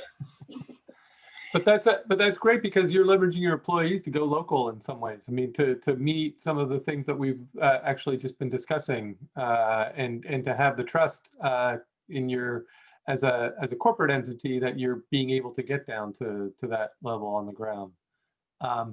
Marty, you had a comment here in the chat that helps us hone in really on the challenge around this particular target. Well, just wanted to observe, I mean, the wisdom of this group is just profound, and what we've been hearing is touching on all the points as we zoom in and out on the issues. I think, one of the things that has always been a mystery to me, and I'm old school DFID livelihoods framework kind of way of approaching all of this stuff, but the thing that I confronted in my years working at Habitat International, when we looked at informal settlements, which, some folks say make up 25 to 32% of our urban population, there's an immense amount of profound social cohesion within these informal settlements, much more so than many of the neighborhoods we have, for example, in the United States. But their ability, as has been pointed out, to have voice when you talk about community engagement, community participation, is still somewhat severed by this notion of illegality of their existence. And generally speaking, forced to be in the most vulnerable physical locations within our cities. And until we disrupt that power structure that doesn't allow density, where people want to prevent that from happening, we are left with, unfortunately, land use issues that place people in these areas of vulnerability. And I think it's been stated already, the power structure. I mean, I live in a microcosm of King County where we have the South in South King County. And we have the protection of land use by the wealthy in the other areas of the county. And so I just think that zoning and land use, secure tenure, all of those pieces have to really be at the core of the systemic approach to how we look at prevention and resilience. So that's interesting because we haven't actually explicitly stated that, but there's a policy agenda here that can help us get at this. That, to Fatima's point, hopefully could shift some of the power, but that's long-term work, and that's but it'd be interesting to hear your experience and your interventions around that as well. And Jonathan, you're actually starting to, I think, even talk about some of this in the comment that you had put in the chat that hones in on 11.5. But what I also hear is interesting is how you leverage Marty, one of the things that you just talked about was the social cohesion that is actually happening in these communities as well. So it's also really strong into the framework that Jonathan was talking about around social capital is there. But how do we use that to shift the power and to think and anticipate versus sort of build back afterwards? I think is a challenge. So Jonathan, why don't you just expound a little bit, tell us a little bit more about your thinking of what you had put in the chat. So I think there's a real fear that, just like with the MDGs, they really help to get people over the line so that they can meet the target and not focus on the really most vulnerable cities. John DeBoer's work at university with Robert Muga and others, going back a few years, talk about the fragile city, and they designated some cities that were really, really fragile to disaster, etc. I'll put my favorite piece of John's in the chat, with a link to it, so people can actually see. I think it's really important for us to get a sense of what cities are we talking about. And this goes, I think, back to Iru's point a little earlier. What are the cities we really have to target now, where we really feel that there's not enough going on? Katie Peters, who is on the risk and resilience team at ODI, her research shows that in the most vulnerable or the most fragile places, there's no disaster risk reduction funding. DRR funding goes more to sort of middle income countries that are slightly better off. And so we have a real financing gap here. When you talk to the World Bank, they say governments in these places, they don't want DRR loans, concessional loans. So we have to do this really complex mix of grants and loans to get the financing to them, after which they'll take it. But once they get it, then the question is, how does it get used, right? And this is where the power and the politics come in. I would really be interested to see something like the Chief Resilience Officer's model that Rockefeller did before applied to more fragile places, because arguably the foundation did places that were not terribly fragile, right? You had Painesville in Liberia, but the rest of it was Italy and Canada, etc. I think we need something like that to be embedded into government to perform some of that linking role, but then from there connect to communities, both in the community and across communities, the bonding and bridging work, and then to really be informed by a political economy assessment that the chief resilience person is actually trying to work with government, trying to unlock financing so that he's got or she's got some leverage, and to say, look, what are the root causes of this exclusion? Why don't these communities have services and safety nets, which is really then why they're so vulnerable to disasters. So I think this is perhaps part of the problem statement, but it's also part of the solution set, in the sense that you look at what Rockefeller did. They built a strong network, not just embedded experts, but they had a huge network of learning. And if we can get something like that to the most vulnerable cities, then you've got really something going on, a real network we don't have right now. We're really off on our own here, right? It's just kind of like one-off here and there. So we really need something like that. So that's a really interesting idea. And I think I would offer a friendly amendment, and I would say the most vulnerable cities, yes, but to Marty's and points that others have been making, even to the most vulnerable parts of the cities that even are in middle income in other countries as well. Like, just think if you had a network around disaster risk reduction and this resilience from the informal settlements and leadership and the community participation around those informal settlements as well. But another thing you said, and Fatima, I want to come to you because you actually commented on this part of the financing. So the financing challenge you were just talking about, Jonathan, is something that I hear about, not from cities and municipalities, not just on this particular target around 11.5, but around pretty much a lot of the SDGs, because they are left out of the global financing architecture, right? They have to go through their national governments to access the bank, to access the regional development banks, and even a lot of times the UN agencies and other things. Like actually getting money down to even the municipal level is really difficult. They don't have the access to do what it is they would want to do at the municipal level directly. They're always having to negotiate through different levels of government to be able to get there. And so the financing piece is a very real piece, and it, in some respects, it's another complicating factor to what we were talking about, the local global dynamic as well, sort of the resources at the large global level. But to Patty's point, how do you get it down to the local level, and how do you get it so that it's responsive to what folks are wanting at the local level? I think that's a real challenge when we think about this as a city's target and for cities to be able to act on it. So Fatima.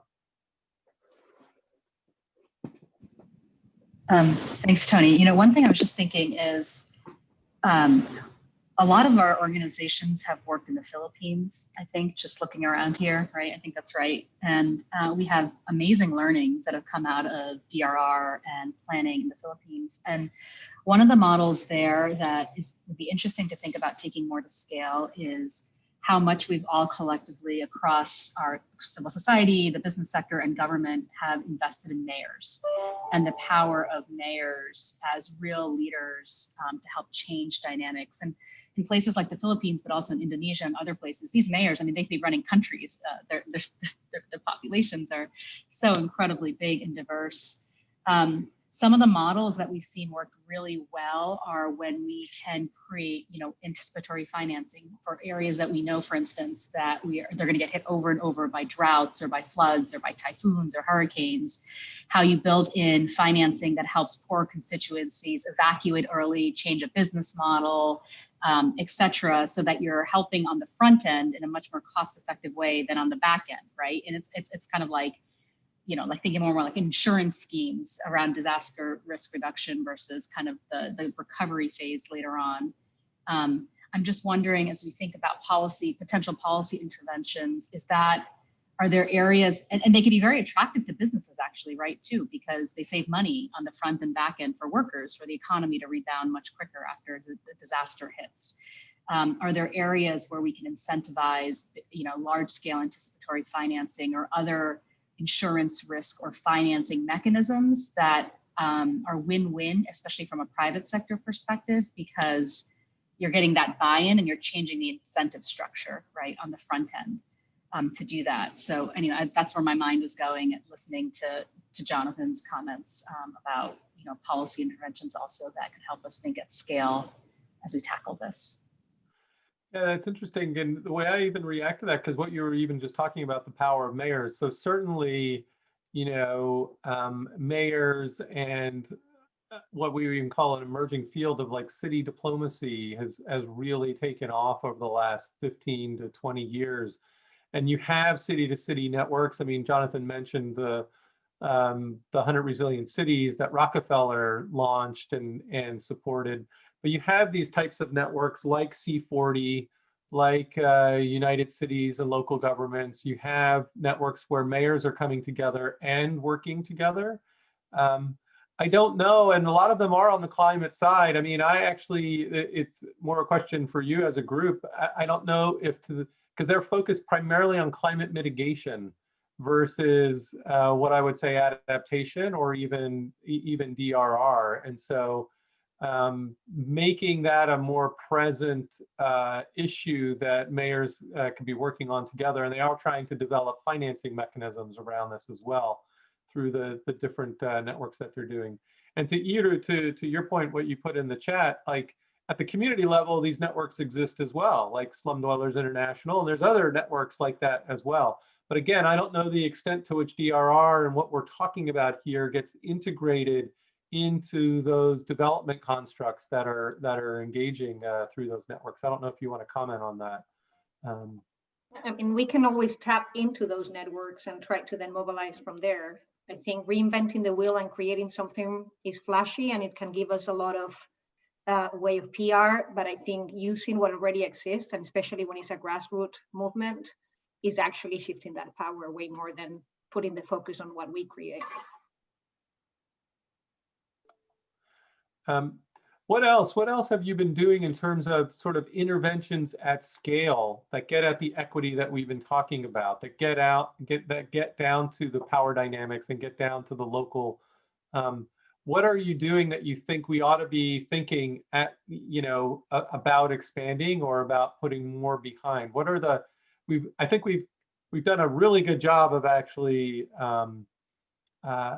putting a lot of detail around the problem set. What about the interventions? What's working? How do we need to be thinking about that and doing more of it to be able to make progress on this particular target, especially over the next 12 to 24 months? To Fatima's point, we've got 9 years left on the SDGs actually.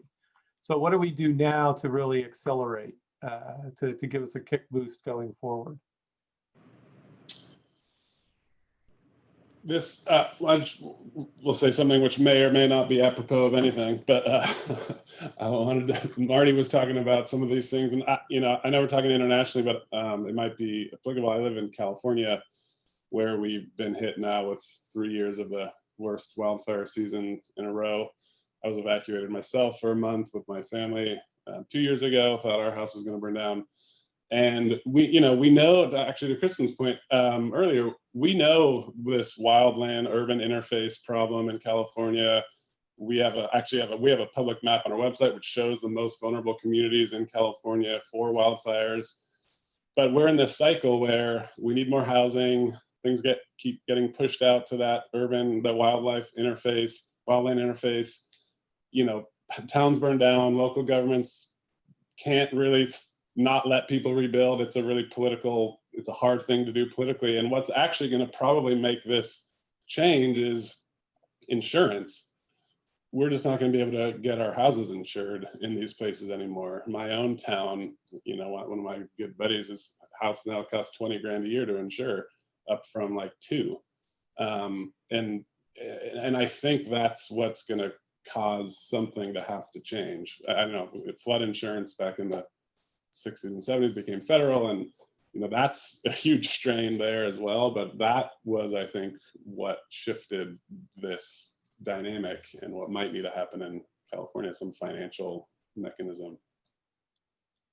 So the market's going to react, and the market's going to create its own constraints and limitations for where people can be. But I think, and also, especially when we're thinking in a global context, that also can just exacerbate the dynamics that Marty was talking about and that we've been talking about around informal settlements and the policies that actually get created to funnel people into places where they don't want to be and that actually are highly at risk. So I don't know quite what we do about that. I'll put that out to the group.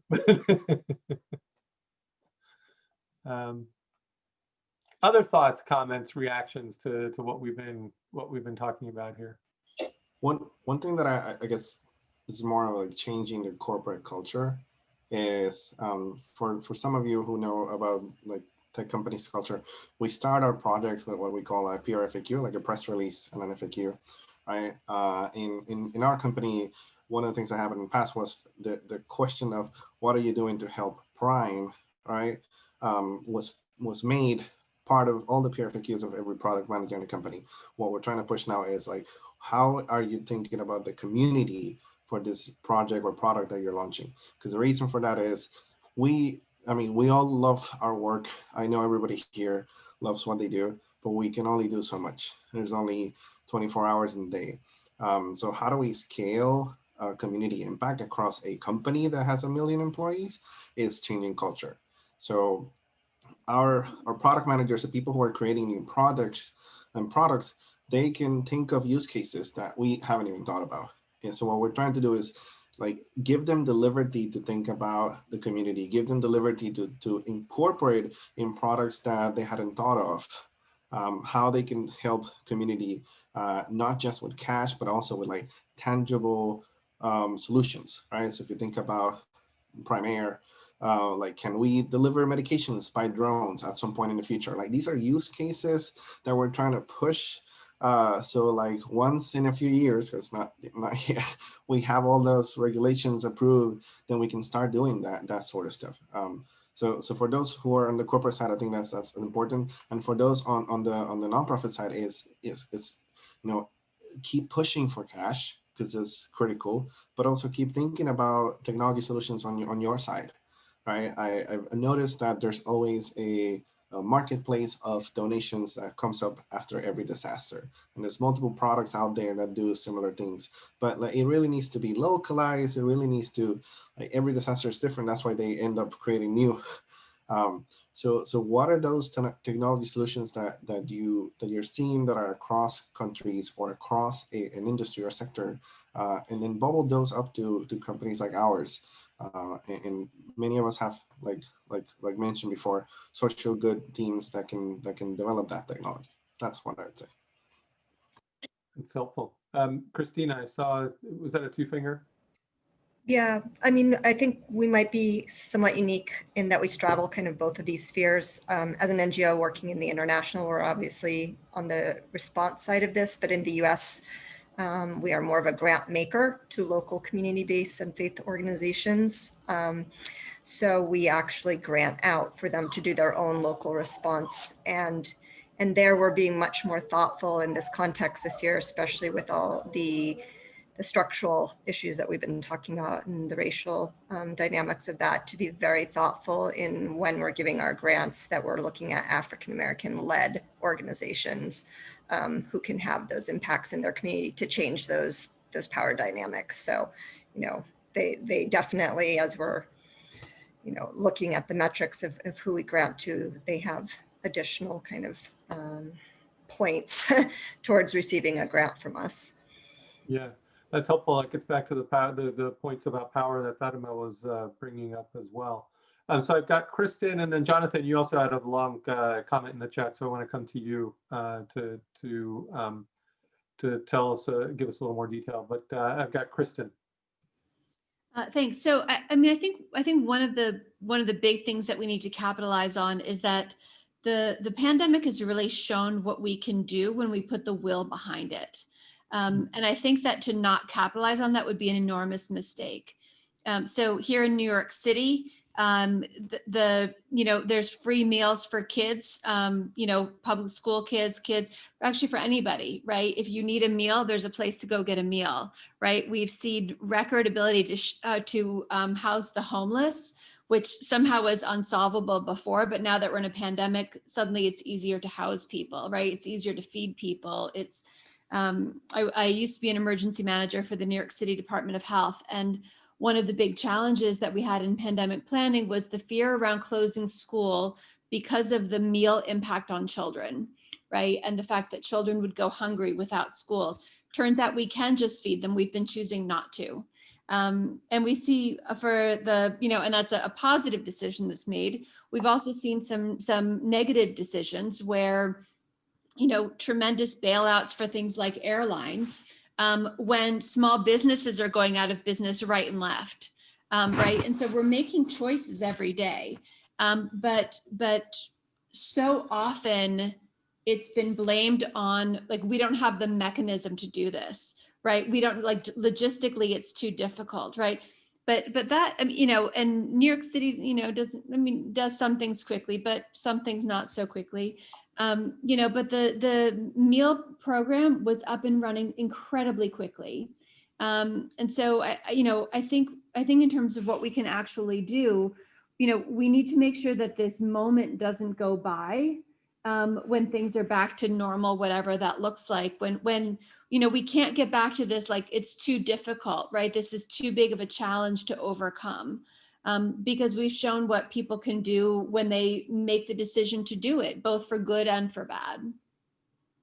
Yeah, that's really helpful. There's a lot of political appetite and political will right now. We ought to seize that moment. I think the tension there is to balance that political will to act with also the community participation that Carlo was talking about and that Fatima was talking about, shifting the power. And, you know, that's process that requires a mindset shift as well as some time as well, because you want that participation, and you want that design, and you want that to actually shape what the response is overall. So I think there can be a tension there. Absolutely. But at least one thing we can take off the table is it's too big to tackle, because now we know the truth, you know? So at least having one piece put aside, you know, I think that can help us move forward. Well, and to Patty's point around messaging, like, we're all vulnerable if we don't tackle it, right? Like, you know, the vulnerability is there unless we all decide that we're going to take this on. So I think that's also go ahead. Also, Tony, I would just add that we're not starting from scratch. We actually have tremendous areas all around the world where we made such great progress. And I'm thinking El Salvador right now as it's going through, you know, yet another round of natural disasters. I mean, we've been working collectively, we in El Salvador since Hurricane Mitch, right, in the 1990s, and set up disaster response programs and planning at local levels, national levels, that are now paying multiple dividends over the years. And so there's actually tremendous, I wouldn't want to leave this conversation thinking we have to start from zero and to figure all of this out. We have so much good success to build on and examples where we have done this. How do we, I think the question is, how do we just now get it at scale, right? Because especially with climate, we're running out the clock. We're just running out the clock, and we've got to just take it up bigger, faster, and better. Collectively. And you know, we don't have government here, but I think governments have a huge role to play to help us get this to scale and to model new ways of working as well. So just, yeah, I think all of us can contribute lots of great examples of success too. Yeah, I think that's, I do think that's something that we shouldn't forget about. We do need to help governments do sort of a mindset shift here on how they're approaching these particular issues. I mean, you know, when I was at USAID, disaster risk reduction was, you know, a pretty small part of the portfolio. Like, and it wasn't part of the mainstream, I would say, development thinking about how we were thinking about working with, I mean, local systems was. So local systems and local solutions and actually getting to local communities and leveraging that was part of it, but not in terms of their local resilience as well, and the way we're talking about this right now. So, so Jonathan, you had expounded upon some of this as well in the chat. I'll just turn to you. And just on the point of risk assessments, it's the idea that risk assessments are not simply political or technical. They're also social and economic, in the sense that people have different perceptions of risk and thresholds and tolerance. And so there will be cases where the community will choose economic development over greater resilience in an area where there's limited funding. So there needs to be participatory processes that also realize that we're not going to be able to externally identify risks from a top level or externally because of the data. There needs to be an actual social process of bringing people together. And then we need to, I think, as external partners, be able to really understand the politics there and the fact that people have unequal voices that they're bringing to it. So how do you try to adjust for that? And this is where I think the idea of social brokers, people, a lot of our work at World Vision is now doing a lot more sort of social, hiring people from the community to broker discussions and explain concepts in local language and idiom, et cetera, so that people can ask questions and get clarity on the process in ways that bring government in. We have a program called Citizens Voice in Action that's been doing this for 15 years. And the World Bank has now put a new name on this called Collaborative Social Accountability, where it's really about system strengthening, but at the last mile, and connecting governments with partners, but externally facilitated so that there's a nudge there. There's an ability to sort of step in where people have unequal power and voice. So that's the one piece. The other thing, just to kind of build on Kristen's point about there are always trade-offs, right? People always have to decide where to spend at what time, but there's the idea of having the social safety net in place, so cash transfers, I think is a big deal. And Homi Karas, I think, has written a lot about this as well, especially in fragile places. You need to have a big investment in social safety nets so that you can be providing for the most vulnerable in slums, etc. But also when there's a crisis, make that an adaptive safety net so they can pivot quickly to populations affected by disasters. So I think a lot of investment in that process, that's also bringing sort of resilience officers and social brokers into the process, could really have an outsized sort of exponential dividend. Great, thank you. And Marty, I saw you have a couple of comments in the chat, so let me just have you come in because you're building on some of these points as well. So in a two-finger, go ahead. But just want to say, you know, when you were talking, Tony, this whole business of society waking up a bit to understanding the dynamics. I mean, we saw it in Katrina where the lower Ninth Ward, you know, definitely had a very clear understanding of who was living there beforehand. How we take and leverage this, I don't want to use the word exploit, but we have to really make sure that no one gets off the hook right now. I mean, one of the things I used to say sort of disappointingly in my years at HFHI and working disaster stuff was that when a disaster happens, means testing goes away. There is a universal sense of there's a bunch of people in need and we all need to respond. What is really hard to get people to understand, though, is that the vast majority of people impacted in a lot of the disasters that we're facing are because of their vulnerability. And that vulnerability comes from the systemic issues of institutional and societal and systems racism. So there's just some need there, I think, for us to make sure that we don't lose track of what moment in time that we have here and really try to bring that forward in a much bigger way. And the last thing I was just trying to point out is it already been said, but when we're doing our displacement indices here and looking at risk of displacement, it's that issue again of livelihood and the informal economy that a lot of people, especially in informal settlements, rely on for their survival. And that's how critical it is to try to disrupt that displacement as much as we can. So I don't want to ramble on, but I'm just hearing a lot of good stuff coming out of this, and I'm just wondering what we can do to begin to hone it in and make sure we're capturing those promising practices where they're already happening. It's a great point. To your point about like vulnerability now exposed and in the public attention in some way, and really leveraging that attention. You know, it also what's harder is that it also can expose how policies actually are not set up very well to address it. So just to build on your point, in Katrina, you know, then FEMA comes in for recovery, and the way in which their resources are deployed is based on assets that you had before the disaster.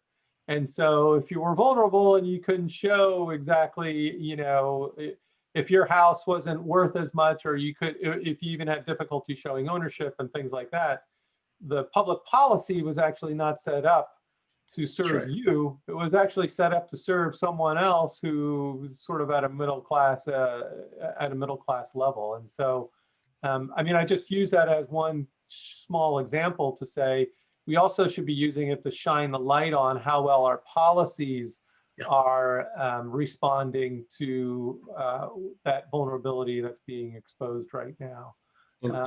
Tony, if I can step in, because that was exactly the point I was going to get to, is we need policies that act as a translation layer between the different languages, which is government, quasi-government, and corporate. Right? So when you look at COVID response this year, there was a giant injection of capital for all of the food banks across the United States, right? But that is in the federal procurement style of injection of capital. And the problem with that is not the language that a lot of corporations like speak. When you look at places like the Safeways, Whole Foods, like supermarket chains, like could impact and do a giant dent into that food situation, but we're not set up for it, right? I could leverage a lot of the Whole Foods assets to do distribution of foods. It's just that we can't, because the way that the grants are provided, the way the policies are set up in such a way, it really it has to be a federal contractor, it's a bidding system, and the difference in how they assess somebody who's a wedding coordinator that got $1 million grant versus somebody who is a giant, distributor of food, it's just it's incredibly hard. And I appreciate that we have at least in the United States, we were able to get funding to support what was happening, but at the same time, more corporations want to participate with our assets, our employees, and what we can do. It's just that capital is inaccessible for us, and we're more than happy to do just cost of goods and have zero profit, but leverage our network. It's just impossible. So that's what I'm saying. I think there's policies are good, but we need policy to become a translation layer between the different languages that we all speak. Huh, that's a great point. Kristen, I saw your hand up as well for two finger. Yeah, no, I was just piggybacking on what Marty was saying about the, or maybe you were both saying about the, relief and being targeted towards middle class and all of that. And, and I think that there's, the additional compounding layers of that around race and class and education. And, you can drop two people in the same post-disaster situation, but it's so much more that what you come in with, right? I have no concerns whatsoever. Like if I was in dire need, I feel like I could walk into any hospital, any police station, anywhere and be able to get what I need, right? Because I know how to speak the language and I'm a white woman and, these things are open to me. And so it's, when we think about all of the ways that the system is not set up, and when we think about build back better, which is a phrase I use a lot myself, but when we think about that, we're really thinking about things were pretty good to begin with, right? So we're not thinking about people who were really struggling beforehand, and what does better really mean with that? Yeah, that's I think it gets at to a lot of what we were talking about earlier around shifting power as well, and shifting the mindset around vulnerability and even at the global scale, who's in the informal settlements and to what extent they have political agency around these particular issues as well. So we're coming up on 10 till. This has been a wide-ranging conversation. So you guys are going to really test me about putting out a little summary here. And I know I'm sure I'm not gonna hit everything that we've been talking about and all the different themes that we've been talking about. But what I do want to do is just sort of try to group things into some of the. I've heard a lot of strong themes and principles emerging here. And interestingly, I think they're going to have a lot of resonance and connection to very different issues being talked about in the different other rooms around different SDGs. But I think you're going to see a lot of threads actually cross-cut. And Kristen, you can tell me if I'm wrong on that, but I'm just guessing that that you're probably hearing, you've been sitting in on all these, I bet, and you're probably hearing a lot of this similar conversation, but in different contexts on different SDGs, on different issues. But certainly, given that this was, we're focused on cities, immediately we went to local and the importance of local and social cohesion at the local level, and the importance that provides. And Jonathan even gave us a little bit of a framework around bonding, bridging, and linking at the local level. But and I think Fatima, with her provocative statement, it's not just about the community participation that Carla was talking about and how important that is, but it's actually about power. At the end of the day, we have to be thinking about how we can shift power Christina talked about women as well as a big part of that. We talked about youth and some interventions that were leveraging the youth to be able to do that. But I think that theme around social capital, the theme around power and the local and getting resources and agency and leveraging the resources and agency at the local level was really important. There was also the tension around, and of course that feeds into what we were talking around equity and around particular communities that have systematically been outside of that power and sometimes even systematically oppressed as well, and shifting that.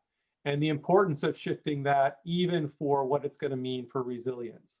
So we like to talk about that in terms of development and political and things like that. But what I heard a lot about here is that's actually really important also for resilience and for that to be a preventative aspect for resilience as well. To Kristen's point that she even started us out on, how do we get out of the mindset of like solving the last disaster and actually creating systems that can be resilient to shocks and stresses no matter what they are and where they come from. You know, Fatima, I thought brought up a really good point too, that we often talk about asset losses, and that's actually what Marty was even just talking a little bit about when we were talking about Katrina. And then and how do we potentially monetize the social loss? The loss around social cohesion and get out of taking a hazard by hazard approach. There was a big theme about using the moment and the political will that actually exists, the focus of what's been exposed, the inequities, and it proving that we can take action.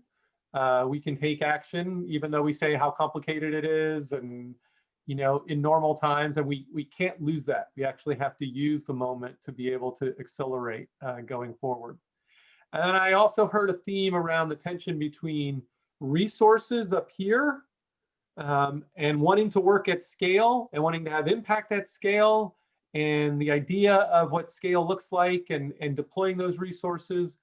But the actuality of for those resources to have the deep impact, it actually needs to get down to the local level.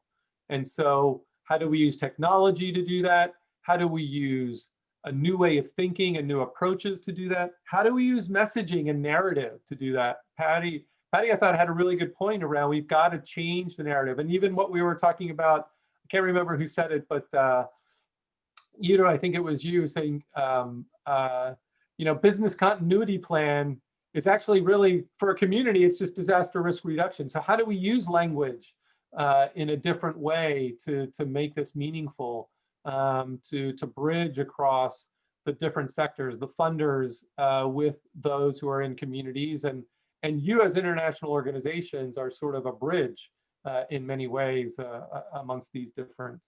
And to Abe's point, what he was just talking about, how do we use policies as well to translate amongst those different sectors so that we can actually leverage the comparative advantages that different entities come with and different sectors come with. And then I think at bottom, another big theme was around trust. I mean, we talked about it a lot when we were talking about it at the local level. We talked about it when we were talking about science. We talked about it when we were talking about governments and local institutions.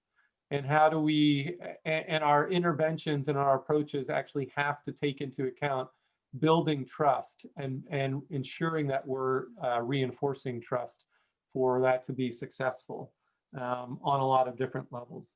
I'm sure I missed, there's a lot of detail that I missed, but what did I miss just in terms of larger themes? What would you say that we need to make sure that summary didn't quite get? Anybody, just come on in. If I may, I just wanted to call, we had significant discussion at the beginning of the criticality of local participation. Yeah. And I don't know if that came through loud and strong. And it just struck me, even in this conversation, that we all, and by design potentially, but we all represent international organizations. We don't have representation of the people we're talking about or serving in this conversation. So is there place for that in future such fora? Setting the table to make sure that they're at the table. And actually, one thing I didn't say too is that we have a fair amount of faith-based organizations here in this conversation, and faith and the faith community being an entry point for trust too, and the important role they play. That's one network. We also talked about like Slum Dwellers International. There are networks, and Jonathan was also talking about how to think about this in a networked way. That's the way to connect local to local, but to potentially achieve scale. How do we build social networks at the next level up amongst like-minded and people who are having the experience in their own communities to be able to leverage some of these interventions and take them to scale. I think is another theme that we were talking about a lot. Jonathan. And I think the one thing that we didn't fully cover or even really touch upon much is this notion of adaptive development, which is a focus on continuous learning as you go, not just sort of starting with the assessment and then programming in a linear kind of log frame way. This has to be really about problem-driven approaches that continually evaluate what's working and what's not, both at the political, but also at the technical and the social level. And the Global Fragility Act, which Congress recently passed, mandates USAID now to take this adaptive approach. We've seen it in DFID, we've seen it in lots of different organizations. We're experimenting within our own, and that is fundamental. I think there's even a reference in the new urban agenda to needing more adaptive approaches. So making sure that comes out. That's great, thank you. And Marty, I see you capturing in some small phrases here in the chat. So I'm going to nominate you to do the note, man. You're doing a great job of getting everything into just a few different words, which is wonderful. Kristen, why don't I hand it over to you, and you can tell us where this is going next. Yeah, Tony, thank you so much. I don't think there's anyone that could have done this better. So thank you and also your partnership at Brookings. As we mentioned at the beginning, I've been working with Brookings and Rockefeller Foundation on the 17 rooms model for the last several months, and I'm very grateful.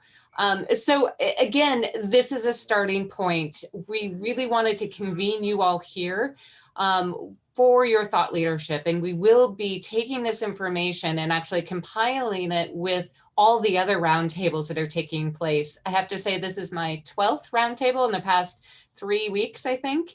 And first, what surprised me that it shouldn't have, you all are used to working in crisis. This is how you work. And when we go to the roundtables on education or others, they're dealing with a new reality. So I actually think there's going to be incredible cross-cutting learnings from your group for others as we're into this pandemic right now. So again, we're taking this information, compiling it into a report with others, but most immediately we'll be taking this information into our national. Sorry, I'm putting this in the chat. It's on December 7th and 8th. I hope you all can join. We'll have one representative from each of the roundtables coming together around these cross-cutting themes that Tony just pointed out. And again, it's coming together quite nicely because the overall theme around decolonizing global development and humanitarian aid is exactly what you all have been talking about around Fatima's point of really building back for equity, not building back to the status quo and where we were before this.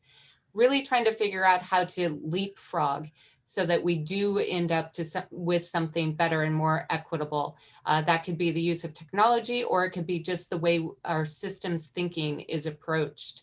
A lot of the other roundtables have also talked about this social capital and effective partnership. In the roundtable around decent jobs, we talked about the use of technology and technological infrastructure, but whose role is that? Is it the private sector to invest in infrastructure or the government, and the incentive structure around that, which I'm hearing here too, which is fantastic. And really that bridging, the whole idea of the network of mayors and slum dwellers is incredibly important as we go forward. And overall, just the concept of ensuring a just recovery and a women-centered approach, or what we're calling more feminist leadership principles throughout our work.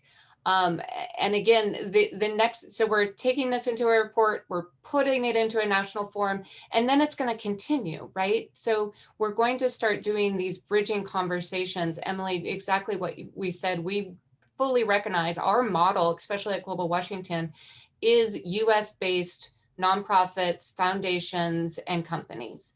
We know that's excluding the recipients of our services and other voices at the table. So again, we're convening this group to really think about what is our responsibility in this power and privilege of being a US-based organization as we're doing this work. So that's going to be another bridging that we do next year. We're already talking to Brookings and Rockefeller about bridging with their group and even having more of an audience with the UN. So more to follow. Thank you again. I know we're past our time, so I want to be respectful. This has been tremendous, and we'll continue the conversation, and I'll follow up with all of you via email. So thanks again. Have a good rest of your day. Thank you Thanks so so much. much, Thank you, Kristen. Kristen. Thanks, Tony, everyone. Thank you. everybody, Bye. thank you.